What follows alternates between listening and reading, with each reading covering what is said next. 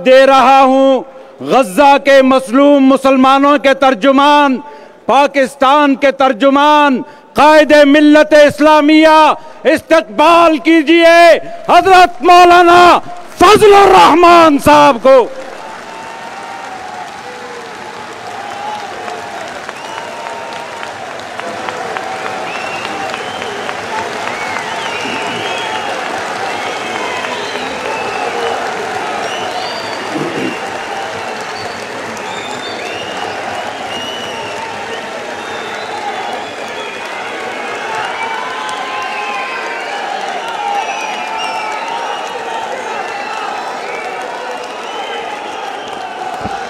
بسم الله الرحمن الرحيم نحمده ونصلي على رسوله الكريم أما بعد فأعوذ بالله من الشيطان الرجيم بسم الله الرحمن الرحيم سبحان الذي أسرى بعبده ليلا من المسجد الحرام إلى المسجد الأقصى الذي باركنا حوله لنريه من آياتنا إنه هو السميع العليم إنه هو السميع البصير صدق الله العظيم۔ اکابر علماء امت، زعماء قوم، میرے جوانوں، دین اسلام کے فدائیین، بدایتاً انی ارحب معالی الدکتور ناجی زہیر المندوب من فلسطین، نرحبهم تراحيب حارة من أعماق قلوبنا في أجواء باكستان وفي هذا المجتمع العظيم والحفل الكريم۔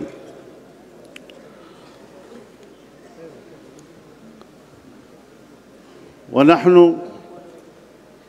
نعلن اليوم أن الشعب الباكستاني المسلم واقف مع الشعب الفلسطيني المسلم الشقيق جنبا بجنب وقدما بقدم وروحا بروح، وتهراق دماؤنا إن شاء الله مع دمائكم۔ ما شاء الله ما شاء الله۔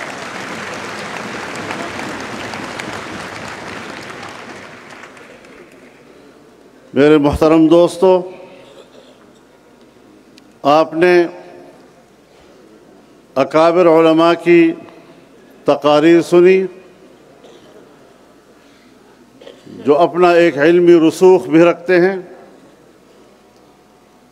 حالات حاضرہ کا ادراک بھی رکھتے ہیں، اور اس حوالے سے اپنا بھرپور تجزیہ پیش کرنے کی صلاحیت سے مالا مال ہیں، اور پھر اس پورے اجتماع کا جو مقصد متفقہ اعلامیہ کی صورت میں مرتب کیا گیا وہ بھی آپ کے سامنے پیش کر دیا گیا ہے۔ ہم سب اس اعلامیے کی تائید کرتے ہیں۔ میں یہ بتا دینا چاہتا ہوں کہ ہم کیوں اپنی تاریخ کو بھول جاتے ہیں۔ سن 1940 میں لاہور میں قرارداد پاکستان پاس ہوئی، اور اس قرارداد کا حصہ تھا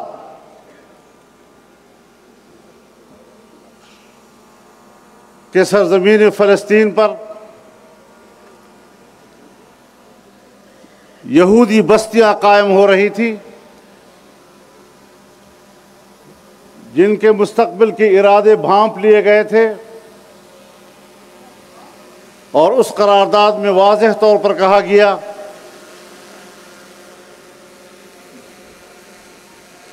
کہ ہم اسرائیل کا اور صہیونی قوت کا فلسطینی سرزمین پر قبضے کو تسلیم نہیں کریں گے، ہم فلسطینیوں کے شانہ بشانہ کھڑے ہوں گے۔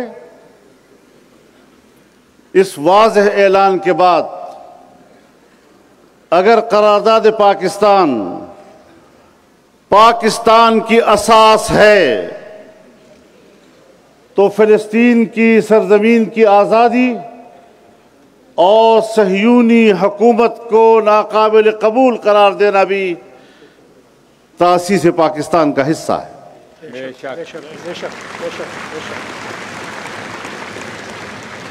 سن 1947 میں پاکستان بنا، سن 1948 میں اسرائیل بنا، تو بانی پاکستان نے اسرائیل کو ناجائز بچہ کہا۔ ہم جب پاکستان کی بات کرتے ہیں، تاسیس پاکستان کی بات کرتے ہیں، مقاصد پاکستان کی بات کرتے ہیں، تو ہم پاکستان کی اساس میں اسرائیل کے حوالے سے اس نظریے کو کیوں بھول جاتے ہیں؟ اور جب فلسطین کی سرزمین پر یہ ناجائز حکومت قائم ہوئی تو اس ناجائز حکومت کے پہلے سربراہ نے اپنی خارجہ پالیسی کا اعلان کیا، اور اپنی خارجہ پالیسی کے بنیادی نکات میں یہ بات کہی کہ اسرائیل کا بنیادی مقصد دنیا میں ایک نوزائیدہ اسلامی ملک کا خاتمہ ہوگا۔ سو ہمارے بھی عزائم سن 47 اور اس سے پہلے ان کے بارے میں واضح ہیں، اور سن 48 میں ان کے ناجائز وجود نے پاکستان کے بارے میں بھی اپنا مقصد واضح کر دیا تھا۔ پھر اس سرزمین پر اس اسرائیل کے بارے میں بات چیت کی جائے کہ اسے تسلیم کرنا چاہیے، تو میں آج بڑی صراحت کے ساتھ کہنا چاہتا ہوں کہ ہم نے 10-12 سال یا 15 سال عمران خان کا مقابلہ نہیں کیا، اس کی کوئی حیثیت نہیں ہے، اس کی کوئی صلاحیت نہیں ہے۔ ہم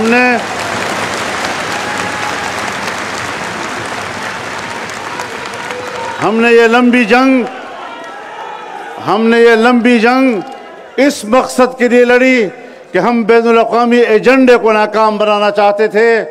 ہم نے پاکستان کی سرزمین پر اس ایجنڈے کو شکست دی ہے، اور حماس کے 7 اکتوبر کے حملے نے اس پر آخری کیل ٹھونک دی ہے کہ اب دنیا میں جو اسرائیل کو تسلیم کرنے کی باتیں ہو رہی تھی، آج فلسطین کی آزادی کی بات دوبارہ ہونے لگ گئی۔ آخر کیوں کر مسئلے کی نوعیت کیوں تبدیل کر دی گئی؟ مسئلہ تو یہ تھا کہ فلسطین کی آزادی، لیکن حالات کے تغیرات نے اسے اسرائیل کو تسلیم کرنے کے موضوع سے تبدیل کر دیا۔ کیوں؟ یہ جبر کیوں؟ کس کو یہ حق حاصل ہے؟ اور کیا ہم اپنی تاریخ بھول جائیں؟ ہم افغانستان کی بات کرتے ہیں، ہم عراق کی بات کرتے ہیں، ہم دنیا کو بتائیں کہ ہم جس سرزمین پر رہ رہے ہیں، یہاں ہم نے برطانوی استعمار کے خلاف 150 سال کی آزادی کی جنگ لڑی ہے۔ ہم نے فرنگی کو شکست دی ہے، اور آج اگر امریکہ سمجھتا ہے کہ وہ سپر طاقت ہے، اگر سوویت یونین سپر طاقت نہیں رہا تو افغانستان میں شکست کے بعد اب امریکہ کا بھی سپر پاور کا ٹائٹل ختم ہو چکا ہے۔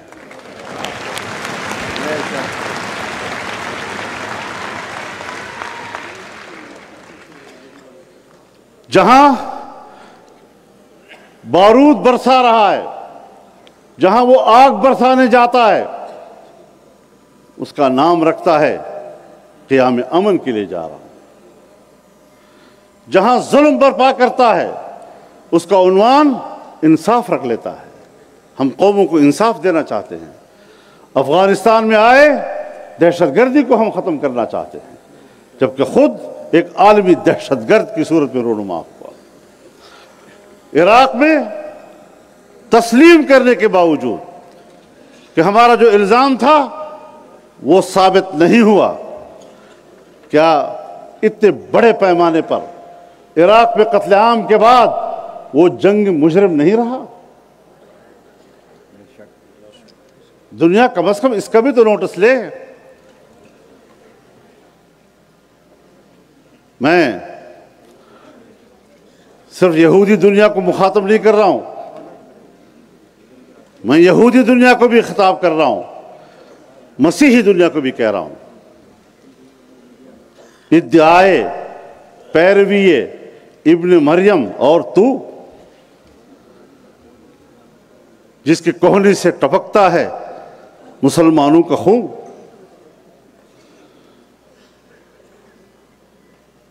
تم نے انسانیت کو قتل کیا ہے۔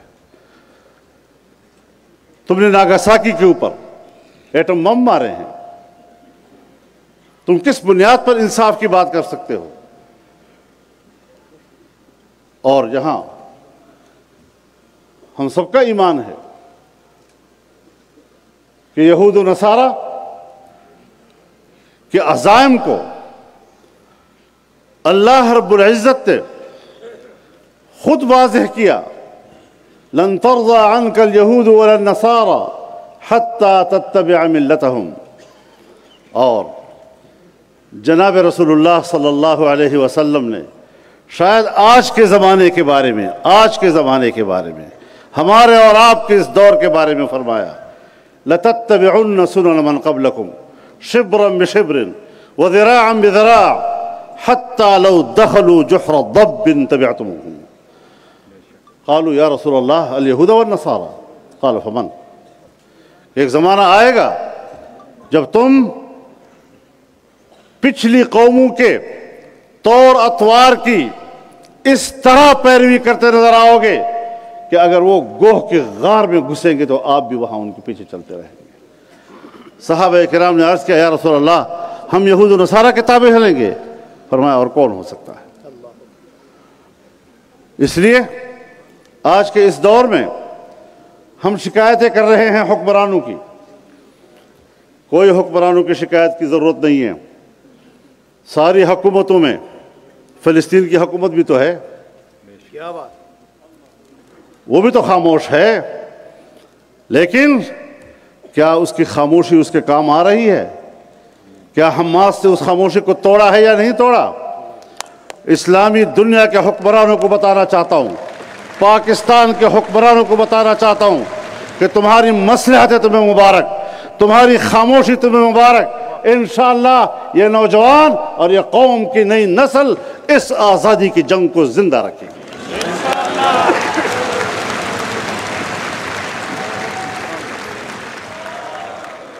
نظریے نئی نسلوں کو منتقل ہوتے ہیں۔ اگر مغرب کی فحاشی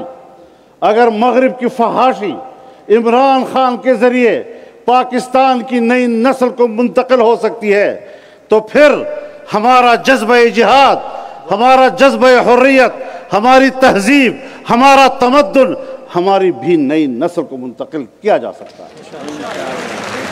نوجوانوں مضبوط رہو، گھبرانے کی کوئی ضرورت نہیں ہے۔ آپ کا عزم انشاءاللہ اس نظریے کو، اس سوچ کو اور اس فکر کو شکست دینے کی ضمانت فراہم کرتا ہے۔ گھبرائیے مت، ہمیں تجربہ ہے ہم نے کس طرح ان کو شکست دی ہے۔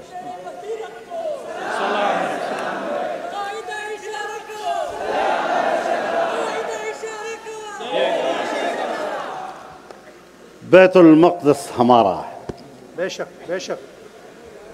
جناب رسول اللہ صلی اللہ علیہ وسلم جب معراج پر تشریف لے گئے تو پہلے مسجد حرام سے مسجد اقصی پہ اترے اور تمام انبیاء کرام کی امامت کی۔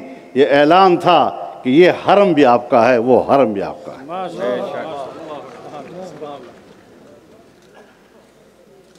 اس پر دعویٰ کرتے ہو؟ اگر اس پر اسرائیل کا حق ہے، یہودی کا حق ہے، عمر ابن خطاب کو کیا پڑی تھی کہ اس کو فتح کرنے کے لیے جا رہے تھے؟ اگر ان کا حق اسرائیلیوں کا ہے تو پھر صلاح الدین ایوبی کو کیا پڑی تھی؟ ہم نے اس کو آزاد کرانا ہے انشاءاللہ۔ لیکن یہ رویے جو ہم نے پچھلے ادوار میں دیکھے کہ سوچ رہے ہیں اسرائیل کو تسلیم کیا جائے، اسرائیل کو تسلیم کیا جائے، یہ تو ایسی ایک جھک ہے جو ماری جا رہی ہے۔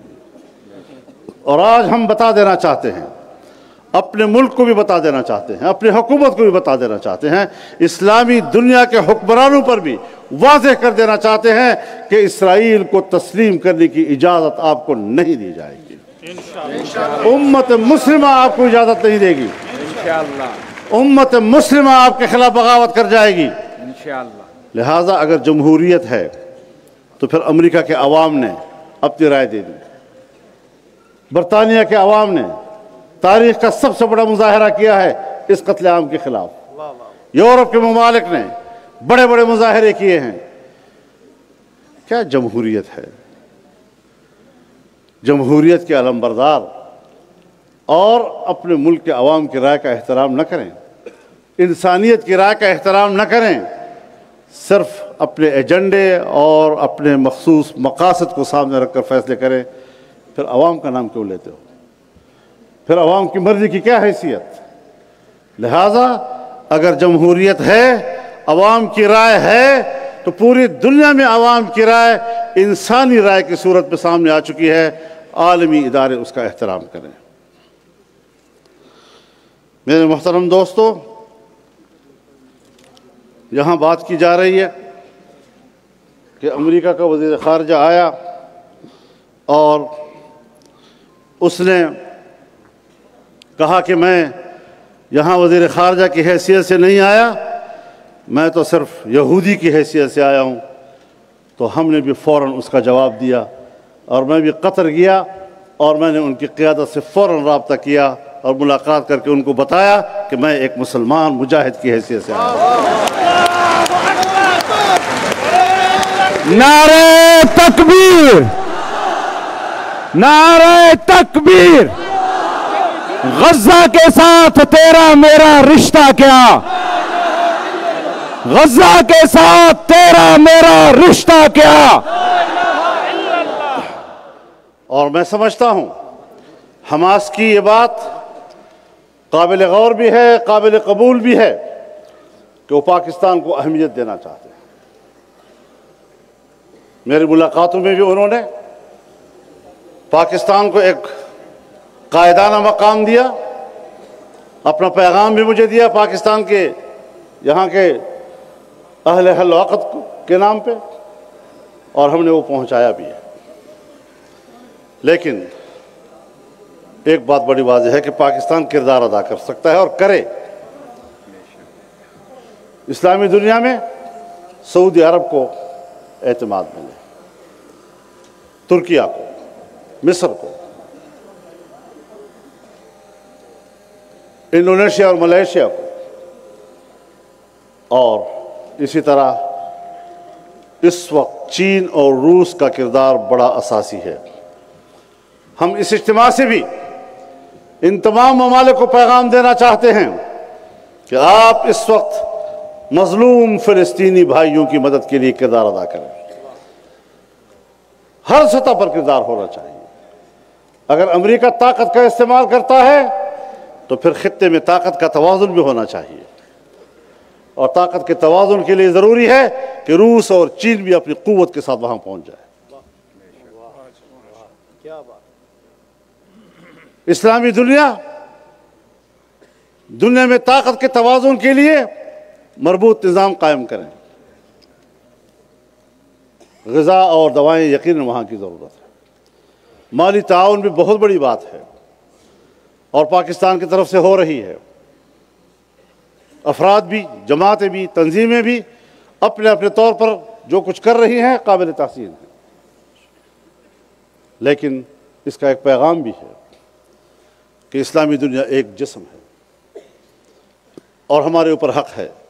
مثل المؤمنین فی توادہم وتعاطفہم وتراحمہم کمثل جسد واحد اذا اشتكى عینہ اشتكى کلہ واذا اشتكى رأسہ اشتكى کلہ واذا اشتكى عضو تداعى له سائر الجسد بالسہر والحمى۔ ایک دوسرے کے ساتھ دوستی کرنے میں، مہربان ہونے میں، مدد دینے میں،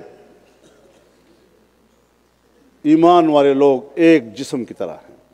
اگر آنکھ میں درد تو پورا جسم بے قرار، اگر سر میں درد تو پورا جسم بے قرار، اگر جسم کے کسی حصے میں درد مچل رہا ہے پوری رات جاگتے اور بخار سے گزرتی ہے۔ کیا ہمارے وہ احساسات ہیں؟ ایک مظلوم مسلمان بھائی کے لیے برما میں مظالم ہو رہے ہیں، افغانستان میں ہو رہے ہیں، عراق میں ہو رہے ہیں، لیبیا میں ہو رہے ہیں، اور آج فلسطین میں ہو رہے ہیں۔ کیا امت مسلمہ کو اس سے کوئی تکلیف اور احساس ہے؟ اور اگر نہیں تو پھر ایمانی رشتہ کمزور ہے۔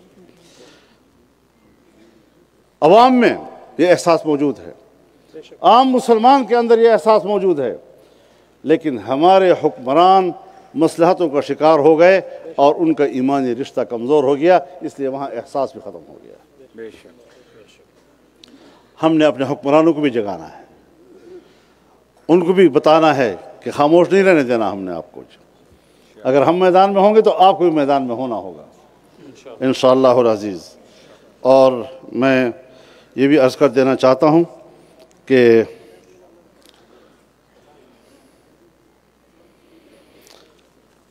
جو یہاں تجاویز آئی ہیں، میں حضرت مولانا مفتی محمد تقی عثمانی صاحب دامت برکاتہم سے خاص طور پر گزارش کرنا چاہوں گا کہ وہ ان تمام تنظیموں اور جماعتوں کا پھر اجلاس بلائیں تاکہ آج کی اس کانفرنس کے مقاصد کو مزید تسلسل دینے کے لیے ہم حکمت عملی بنا سکیں۔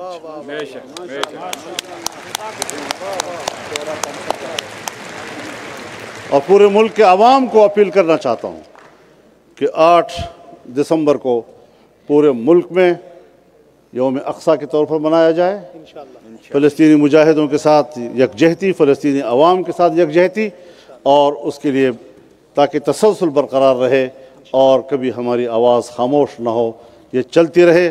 انشاءاللہ جب یہ آواز زندہ رہے گی، یہ عمل زندہ رہے گا، چاہے تھوڑا ہو لیکن اللہ کی مدد کی توقع ہوگی۔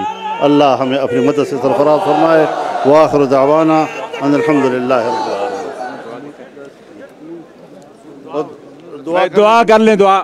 الحمدللہ رب العالمین والصلاة والسلام على خیر خلقه محمد وعلى آله وصحبه اجمعین۔ ربنا آتنا من لدنك رحمة وهيئ لنا من أمرنا رشدا۔ اللهم انصر الإسلام والمسلمين، اللهم أعز الإسلام والمسلمين، اللهم انصر المسلمين في كل مكان، اللهم انصر المجاهدين في فلسطين، اللهم انصر المجاهدين في كشمير، اللهم انصر المسلمين في بورما، اللهم انصر المسلمين في كل مكان۔ صلى الله تعالى على خير خلقه محمد۔